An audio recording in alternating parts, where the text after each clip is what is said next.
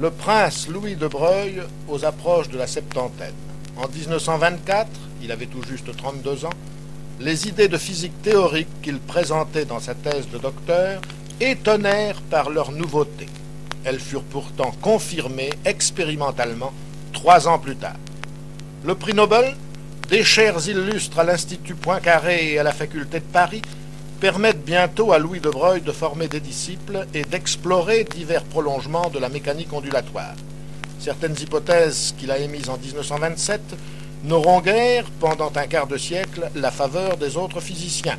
Il y reviendra pourtant avec une équipe de jeunes chercheurs à partir de 1951 et pour obtenir des résultats nouveaux et encourageants.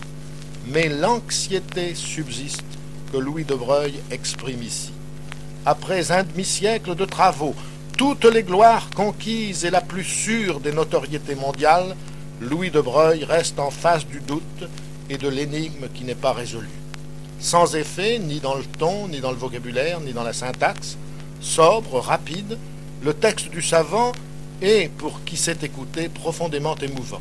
C'est le dépouillement même de la pensée, aiguë comme une lame, coupante comme elle, rien n'est beau que le vrai. On retrouvera ici, comme un écho de la langue de Descartes, de Lavoisier, d'Henri Poincaré, une langue française sûre, ferme, simple, la mieux faite de toutes les langues pour l'usage des sciences abstraites et singulièrement des mathématiques.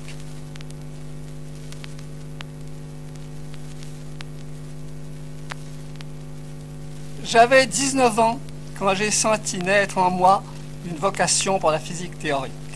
Après avoir passé la première partie du baccalauréat latin-sciences, puis la seconde partie à la fois en mathématiques et en philosophie, attiré par l'étude de l'histoire, à laquelle je n'ai jamais cessé de m'intéresser, j'avais préparé et passé à 18 ans la licence d'histoire à la Sorbonne. J'avais ensuite commencé des études de droit.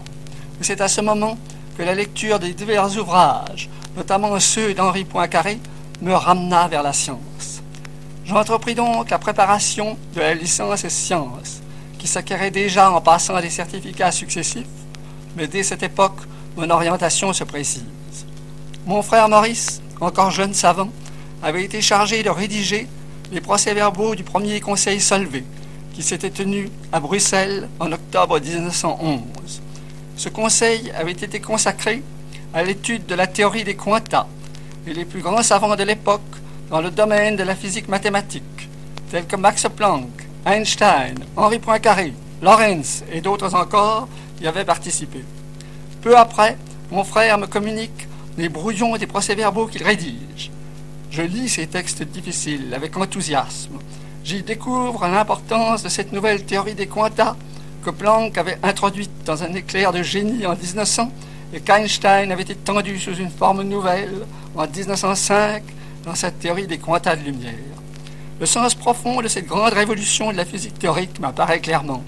Elle signifie que les images d'ondes et de corpuscules, jusqu'alors utilisées par les théoriciens de la physique dans des domaines différents, les ondes pour la représentation de la lumière et des rayonnements, les corpuscules pour celle de la matière et de sa structure, doivent en réalité intervenir toutes deux dans tous les domaines.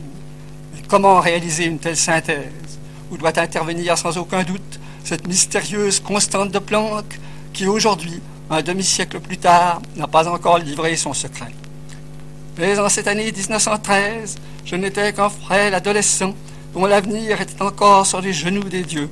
En octobre, je pars pour faire mon service militaire dans la compagnie des radiotélégraphistes du 8e régiment du génie.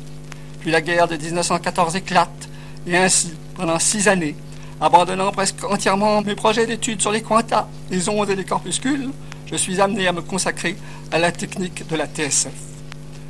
La guerre de 1914 terminée, je reviens travailler au laboratoire de mon frère, qui était alors principalement tourné vers l'étude des rayons X et de l'effet photoélectrique. Et revenant ainsi aux préoccupations de ma toute première jeunesse, je me retrouve en face de ce problème des ondes et des corpuscules que l'on rencontre à chaque pas dans les questions concernant les rayonnements de très haute fréquence. Je réfléchis longuement à ce problème. Et après diverses études préliminaires, j'arrive dans quelques notes de l'automne de 1923, d'une façon plus détaillée, dans ma thèse de doctorat, soutenue en novembre 1924, à établir entre le mouvement d'un corpuscule et la propagation d'une onde une corrélation précise où intervient la constante de Planck. Et je parviens à montrer que cette corrélation permet de comprendre beaucoup de choses restées jusqu'alors très mystérieuses, par exemple l'existence des états stationnaires dans les atomes. Les idées que j'ai alors émises ont eu très rapidement un succès que je n'osais pas espérer. Développé mathématiquement par Schrödinger en 1926, confirmé expérimentalement par la découverte du remarquable phénomène de la diffraction des électrons en 1927, elles sont à la base de ce que l'on nomme aujourd'hui la mécanique ondulatoire et à l'origine d'un nombre immense de prolongements divers. Mais, tandis que tout ce mouvement d'idées commençait à se dérouler avec une vitesse rapidement accélérée, je restais personnellement un peu perplexe. Quand les idées de base de la mécanique ondulatoire m'étaient apparues, je n'avais pas douté un instant qu'elles devaient finalement conduire à une image claire et synthétique de l'association des ondes et des corpuscules, respectant ce qu'il y avait d'essentiel dans les notions classiques de ces entités. Et tandis qu'à l'étranger, les savants éminents, tels que messieurs Bohr, Born et Heisenberg, s'engageaient dans une toute autre voie, qui les amenait à une interprétation de la dualité des ondes et des corpuscules tout à fait différente de celle que je cherchais, j'arrivais à une conception qui m'était inspirée plus ou moins consciemment par de profondes remarques qu'avait fait Einstein à ce sujet. En 1926-27, j'ai développé cette interprétation de la mécanique ondulatoire sous le nom de théorie de la double solution. Mais la conception que je soutenais manquait de justification mathématique complète. Il y manquait aussi, je l'ai reconnu dans ces dernières années, certains éléments essentiels sans lesquels elle ne pouvait guère être viable. Devant les difficultés que je rencontrais pour donner à mes idées une forme vraiment satisfaisante, et à la suite de la réunion à Bruxelles, en octobre 1927, du 5e Conseil de physique Solvay, où l'interprétation purement probabiliste de la mécanique ondulatoire, prônée par M. Bohr, Born et Heisenberg, l'avait emporté, malgré les objections d'Einstein et de Schrödinger, je fus amené à arrêter mes efforts pour en trouver une autre. Pourquoi me suis-je alors ainsi découragé?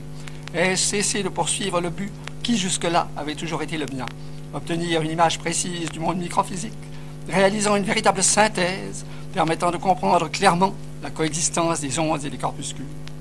Une première raison a été évidemment que la tentative que j'avais entreprise exigeait, je m'en rendais compte, la résolution de problèmes extrêmement difficiles, devant lesquels je me sentais désarmé, tandis que la théorie adverse se présentait comme un édifice mathématique déjà extrêmement élégant et rigoureux, reposant sur des bases relativement simples et permettant, comme l'expérience le prouvait chaque jour davantage, de prévoir ou d'expliquer des phénomènes importants.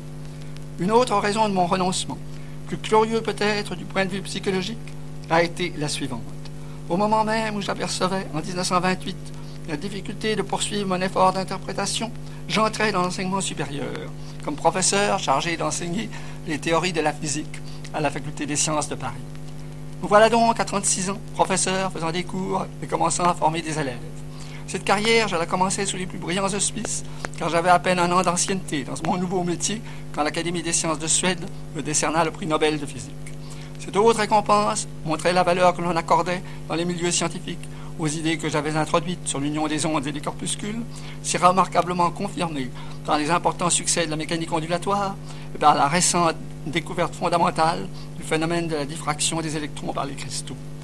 Je n'ai pas à résumer ici mon activité dans l'enseignement supérieur depuis 30 ans. Le seul point que je veux ici noter, c'est que jusqu'en 1950, je ne suis pas revenu aux tentatives d'interprétation que j'avais naguère tenté puis abandonnées, et que je m'en suis tenu à l'interprétation purement probabiliste adoptée par la plupart des physiciens. Mais en 1950, je dirais presque à mon propre étonnement, j'en suis arrivé à me demander si cette interprétation de la mécanique ondulatoire et de la physique quantique était vraiment satisfaisante. Et si pour trouver une véritable explication de l'union des ondes et des corpuscules, il ne fallait pas revenir en quelque sorte aux conceptions qui m'avaient guidé dans ma jeunesse. Et depuis environ 10 ans, je me suis à nouveau demandé si l'interprétation actuellement admise de la mécanique ondulatoire était vraiment définitive. Et si derrière ses succès certains et sa rigueur apparente, elle ne nous dissimulait pas la véritable nature profonde de la coexistence des ondes et des corpuscules. Il ne s'agit pas, bien entendu, de contester la valeur statistique des formalismes élégants et précis avec lesquels jonglent les théoriciens de la physique quantique contemporaine, mais de se demander si ces formalismes atteignent bien le fond des choses et si l'interprétation qu'on en propose a bien un caractère définitif. Ayant été amené à suivre de près l'établissement des hypothèses qui servent de base aux interprétations actuelles, j'ai pu en faire une critique sérieuse. J'ai pu ainsi, dans toute cette construction, trouver certains points faibles, certaines conséquences paradoxales, et noter quelques postulats qui, bien que naturellement suggérés par le formalisme mathématique, ne correspondent peut-être pas à la réalité physique. Ainsi, je fus amené à reprendre les conceptions que j'avais développées il y a 30 ans. J'ai d'ailleurs été conduit à y apporter un certain nombre de modifications et d'adjonctions qui me paraissent maintenant indispensables. Depuis 10 ans, des progrès ont été accomplis dans cette réinterprétation de la mécanique ondulatoire. Des horizons nouveaux d'un très grand intérêt sont ouverts à mes yeux. J'ai été puissamment aidé dans cette tâche par quelques jeunes chercheurs qui ont eu la hardiesse de se lancer dans cette voie.